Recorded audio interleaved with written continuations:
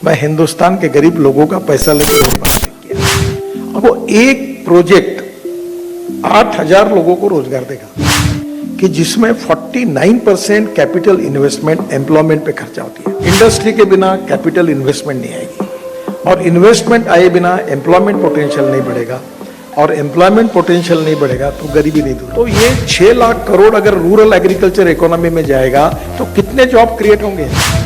फिर मैं करीब 50,000 करोड़ के अयोध्या सर्किट में काम कर रहा हूँ। धीरे धीरे आप देश का कोई भी गांव का उसका रोड अच्छा बनवाऊंगा ताकि पब्लिक को विश्वास तो होगा कि हाइड्रोजन पे गाड़ी चलकर हम लोग टूरिज्म डेवलप करेंगे तो एम्प्लॉयमेंट क्रिएट होगा, सबको रोजगार मिल जाएगा, लोगों को रोजगार दे पाएंगे और रोजगार मिलेगा। लोगों का विश्वास संपादन करेंगे। अगर हम अच्छा काम करेंगे तो लोग हमको सपोर्ट करेंगे।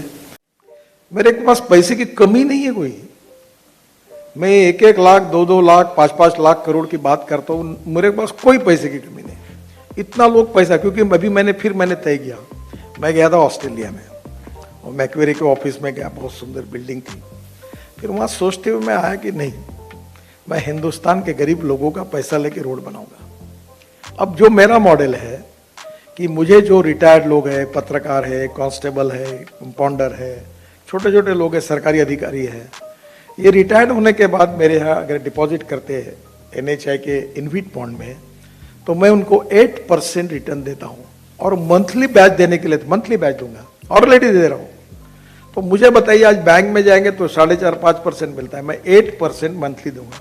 तो मुझे इतना पैसा मिला और मुझे कोई प्रॉब्लम नहीं। तो मैं ये पहली बात तो लोगों के पैसे से एक उसके लिए एक अपॉर्चुनिटी मिली। दूसरी बात, इंटरप्ट करता हूं, बट आप फॉरेन पैसे क्यों नहीं लिए? अगर वो सस्ता में मिलता तो आप फॉरेन पैसे क्यों नहीं लिए? आपने कहा था ऑस्ट्रेलिया गए थे ना पैसे, तो आपने वो लिया क्यों नहीं? मतलब वो दोनों ले सकते थे। इसके 2 प्रॉब्लम है। मैं अगर डॉलर में लेता हूं तो डॉलर रुपीस फ्लक्चुएशन ये बहुत बड़ी समस्या है।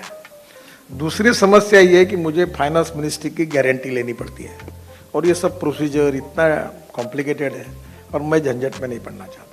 तो मैं फॉरेन इन्वेस्टर को कहता हूँ, इफ़ यू आर इंटरेस्टेड, मैं पहले उनकी बात बोलता हूँ। मेरे पास आते हैं लोग, बैठते हैं बड़े बड़े, बोलते हो तुमको गवर्नमेंट गारंटी चाहिए?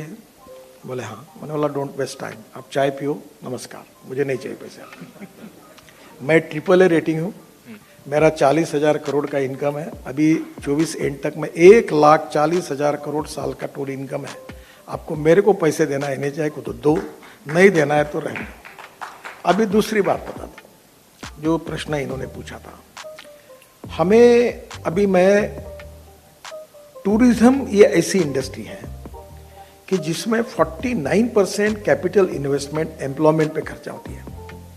अब मैं अभी 4 धाम रोड बना रहा हूँ, बद्रीनाथ, केदारनाथ, गंगोत्री, लगभग पूरा हुआ। अब सुप्रीम कोर्ट के कमेटी में वहाँ अटका हुआ है। फिर मैं पिथौरागढ़ से मानस सरोवर का 90% काम कर चुका हूँ, रोड बन गया। अभी पहले आप 6 महीने ही बद्रीनाथ, केदारनाथ या गंगोत्री, यमुनोत्री जा सकते। अभी ये रोड पूरा होने के बाद आप साल भर जा सकोगे। तो पूरी इकोनॉमी उत्तराखंड की बदल जाएगी। अभी जैसे मैंने बुद्ध सर्किट बनाया 22,000 करोड़ का, फिर मैं करीब 50,000 करोड़ के अयोध्या सर्किट में काम कर रहा हूँ। धीरे धीरे आप देश का कोई भी टूरिज्म का नाम लो, कोई भी गांव का, उसका रोड अच्छा बना हुआ है। अब मैं road side 670 road side amenities बना रहा हूँ, जहाँ रेस्टोरेंट होंगे, होटल्स होंगे। आज ही मैंने आर्किटेक्ट की कंपटीशन ली थी और ये जो कटरा है वहाँ एक 5 स्टार होटल, मार्केट, बस प्लाजा आज ही मैंने डिजाइन सिलेक्ट किया। अब वो एक प्रोजेक्ट 8,000 लोगों को रोजगार देगा। होटल्स, रेस्टोरेंट्स, हेलीकॉप्टर, सब कुछ उसमें है। तो अब क्या हुआ है कि हमें एम्प्लॉयमेंट क्रिएट करने वाले प्रोजेक्ट करने पड़ेंगे। एक चीज आप ध्यान में दो, जो मैं तो किसान हूँ और ये मैं शरद जोशी जो शेतकरी संगठन के थे, तो मैं मेरे यंग इसमें उनके से बहुत प्रभावित था और मैं मानता हूँ उनको। तो वो बड़े लिबरल इकोनॉमिस्ट थे और एग्रीकल्चर में उनकी पैशन थी। अब सबसे इम्पोर्टेंट चीज़ है कि हमारे देश में 85% पॉपुलेशन रूरल, एग्रीकल्चर और ट्राइबल जो भारत में रहती थी, वो कहते थे। अब 35% माइग्रेशन हो गया, 40%। अब हम 65%, 60% पे आए और ये जो आई है शहरों में आई। मुझे बताइए, एग्रीकल्चर, रूरल, ट्राइबल फील्ड में जब तक ग्रोथ नहीं बढ़ेगी, एग्रीकल्चर ग्रोथ नहीं बढ़ेगी, एम्प्लॉयमेंट क्रिएट नहीं होगी, तो हम कैसे आगे जाएंगे? अब मैं ये बात 2004 में कर रहा हूँ। मेरा प्रॉब्लम ये है कि आउट ऑफ बॉक्स आइडिया कोई सुनने के लिए तैयार नहीं होता, और इसका अनुभव मुझे अच्छा है कि मैं हाइड्रोजन की बात करता था, तो एक बार खाना खाते समय मेरे पत्नी ने मुझे प्रश्न पूछा कि तुम बोलते हो पानी से हाइड्रोजन निकलेगा, हाइड्रोजन पे गाड़ी चलेगी और फिर वो ऐसा होगा वैसा, मेरा ही तो विश्वास नहीं बैठता तो दुनिया का क्या बैठने वाला है, ऐसा उसने कहा। तो मैंने तुरंत विक्रम किर्लोस्कर को फोन किया कि विक्रम, कोई बेचारे चले गए बीच में, मुझे टोयोटो की जो मिराई करके गाड़ी है अभी मेरे पास है घर पर, मुझे पायलट प्रोजेक्ट करके चाहिए, मैं हाइड्रोजन भर के घुमाऊंगा ताकि पब्लिक को विश्वास तो होगा कि हाइड्रोजन पे गाड़ी चल सकती है। ये प्रॉब्लम है। अभी देखो 16 लाख करोड़ का हमारा इंपोर्ट है फॉसिल फ्यूल का।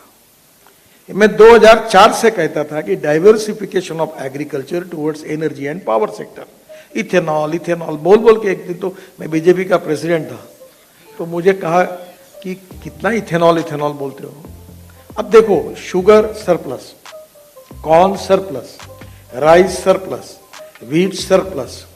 अब हम लोग अगर ये बायोफ्यूल, अगर ये इथेनॉल बनेगा, ये बायो सीएनजी बायो एलएनजी बनेगा, हमारा इंपोर्ट कम होगा। अब ये 16 लाख करोड़ के अभी 40,000 करोड़ केवल भारत सरकार का फायदा हुआ है क्रूड ऑयल और इथेनॉल के रेट में, ये सस्ता है।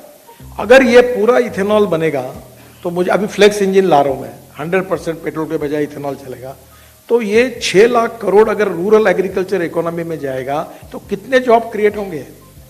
अब forest based industry, agro based industries, forest में टूरिज्म, हमारा टाइगर कैपिटल है, Nagpur is a tiger capital, हमारे 2.5 घंटे के इस पर 350 टाइगर है।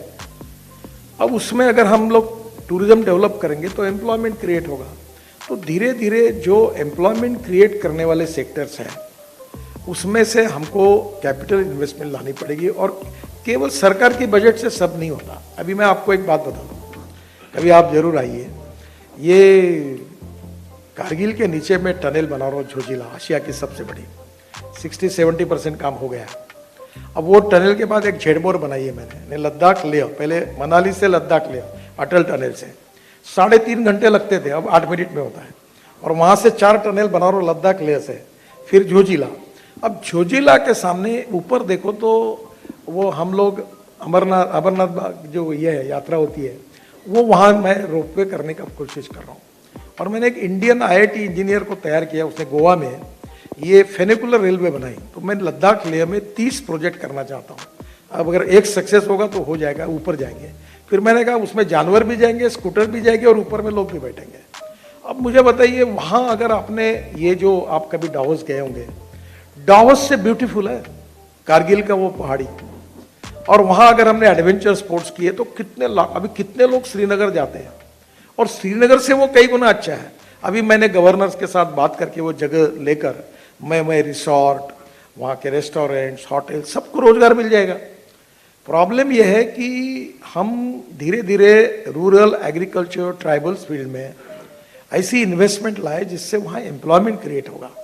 और एम्प्लॉयमेंट के 2 फायदे होंगे, जो आता वो दिल्ली जाता, जो आता मुंबई जाता, जो आता पुणे जाता, जो आता बेंगलोर जाता। अब बेंगलोर में चलना मुश्किल हो गया। अभी मैं हवा में चलने वाली बस चलाने की बात वहाँ बेंगलोर में कोशिश कर रहा हूँ, ये हवा में चलेगी 200 लोग और उड़ते हुए इधर से उधर जाएंगे। अब कैसी स्थिति होगी? इसका कारण यह है कि हमने रूरल एग्रीकल्चर और ट्राइबल इकोनॉमी की तरफ जितना ध्यान था वो नहीं दिया। हमें वहाँ ग्रोथ रेट बढ़ानी पड़ेगी, वहाँ एम्प्लॉयमेंट पोटेंशियल खड़ा करना होगा, तभी ये संभव होगा कि हम वहाँ लोगों को रोजगार दे पाएंगे और रोजगार मिलेगा। दूसरा, सरकार में मर्यादा है रोजगार की, कितने लोगों को आप सर्विसेज देंगे? अभी मुझे बताइए 55% अगर हम पगार पर खर्चा करेंगे, एडमिनिस्ट्रेटिव एक्सपेंस करेंगे, तो देश का विकास कैसे करेंगे? और इसलिए जो मॉडल मैं देश का पहला बीओटी प्रोजेक्ट मैंने किया था, ये थाने भिवंडी बाईपास, तो मुझे तब मैं मंत्री था, मनोहर जोशी मुख्यमंत्री थे, तो हमारे ऊपर ये आर पाटिल और सब उस समय बोलते थे कि अब रोड बीओटी पे कर रहे हो तो सरकार भी बीओटी पे चलाने के लिए दे दो ना। तब इतना विरोध था लोगों का। और मुझे ये कल्पना है, मैंने पहला मुझे टीवी लेना था, तो मैं मलबार हिल पर एक टीवी के दुकान में गया और मुझे कहा कि मुझे टीवी लेना है। उन्होंने पसंद किया, मैंने टीवी सिलेक्ट किया। मैंने कहा मैं उसको उतने में पता चला कि मैं मंत्री हूँ, तो उसने मुझे कहा कि नया पीस आने के बाद भेजता हूँ आपके पास। फिर कभी भेजा ही नहीं उसने, क्योंकि वो इंस्टॉलमेंट पर मैं टीवी लेता तो मंत्री पैसा देता या नहीं देता उसके मन में शंका थी। तो उससे मुझे इंस्पिरेशन मिला। अब मुझे बताइए, मुंबई में, आप मुंबई रहते हो, मैं 95-2000 में अगर 55 फ्लाईओवर नहीं बनाता और वो बजट में बनते रहते हैं तो अभी तक भी नहीं बनते हैं, तो तुम्हारी हालत क्या होती है? आज ही इतने 55 बनाने के बाद भी तुम ट्रैफिक जाम में फंस रहे हो। वर्ली बांद्रा सीलिंग प्रोजेक्ट अगर आज नहीं होता तो माहिम से लेकर दादर में क्या परिस्थिति है। यानी ये सब पब्लिक प्राइवेट इन्वेस्टमेंट से हुआ, इससे एम्प्लॉयमेंट क्रिएट हुआ, सरकार को रेवेन्यू मिला। और आपको पता होगा कि अभी मैंने बनाया हुआ मुंबई पुणे एक्सप्रेस हाईवे, पैसे भी वसूल हो गए। महाराष्ट्र सरकार ने 8,000 करोड़ में और 15 साल के लिए भेज दिया, यानी पैसे वसूल भी हो गए, लोग भी खुश। और जो बजट बचा वो पूरा मैंने महाराष्ट्र के 17,000 गांवों को मजबूत रोड से जोड़ने के लिए पीडब्ल्यूडी का बजट खर्चा किया। तो पब्लिक प्राइवेट इन्वेस्टमेंट में जो दे सकता है उससे लो, और जो गरीब है उसको फुकट में दो।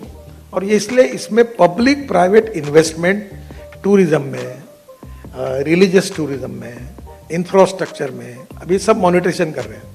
अभी मॉनिटाइजेशन करने से मैं अभी इतने रोड बना सकता हूँ क्योंकि ट्रैफिक डेंसिटी इतनी ज़्यादा है कि इंटरनल रेट ऑफ रिटर्न 13-14 के ऊपर है, वो वायबिलिटी है, 10 साल में पैसे वसूल होते हैं।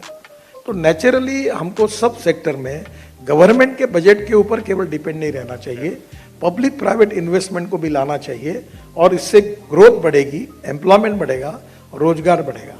तो मुझे लगता है ये जितना भी हमारी सरकार कर रही है, और मोदी जी के नेतृत्व में काफ़ी बातें सरकार में होती है, तो मुझे लगता है सभी ऑटोमोबाइल इंडस्ट्री, मैं मंत्री हूँ, 7.5 लाख करोड़ की है। आपको पता है कि हमारी बजाज, टीवीएस और हीरो 50% टू व्हीलर एक्सपोर्ट करती है। अभी हमारे यहाँ एक कंपनी नहीं है केवल, वो भी मैंने उनको कहा था कि आप यहाँ मैन्युफैक्चरिंग करो तो कंसेशन मिलेंगे, चाइना में बनाकर यहाँ बेचोगे तो नहीं मिलेंगे, अदरवाइज यू आर वेलकम। अभी मुझे बताइए, आप जाइए टोयोटो, पूरा यहाँ से मर्सिडीज, अभी मैंने पुणे में मर्सिडीज इलेक्ट्रिक लॉन्च की, बोले हम एक्सपोर्ट कर रहे हैं। आपने कहा था कि प्राइस कम करो मर्सिडीज को आपने कहा था कि प्राइस कम करिए इंडिया में। अब मैंने मन की बात कही, क्योंकि मर्सिडीज लेते समय उसकी प्राइस देखकर अच्छी लगती गाड़ी, पर प्राइस ज्यादा वो लगती है। नेचुरली देखो लोग क्या है, आप अगर क्वालिटी दोगे, अभी जैसे मैं मजाक में, आपके जैसे लोग मुझे पूछते हैं आप टोल लेते हो, टोल लेते हो, मैं यही आया था होटल में और बोलते थे कि भाई ये तुम टोल ले रहे हो, रोड अच्छे बना तो रहे बट टोल ले रहे हो। तो मैंने कहा तुम कार्यक्रम यहाँ क्यों लेते हो, रामलीला मैदान पे बैठो ना तुम भी बैठते, मैं भी बैठता, पटरी का आप चाय पीता, फुकट में कार्यक्रम होता है। पर आपको स्पॉन्सर लेके यहाँ इसलिए लेना पड़ता है, अगर अच्छा कार्यक्रम करना है तो कर। If you want good services you have to pay for it, फुकट में नहीं होगा सर।